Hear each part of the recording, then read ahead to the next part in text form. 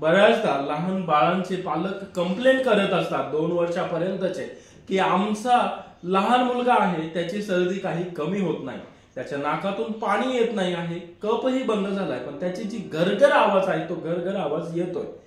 पण तो जर मुलगा व्यवस्थित खेळत असेल, त्याच्या नाकातून पाणी येत नसेल, त्याला खोकला नसेल, ताप नसेल, कोणतेही कंप्लेंट नसेल आणि तो जर गरगर आवाज येत असेल तर काळजी करायची काही गरज नाही.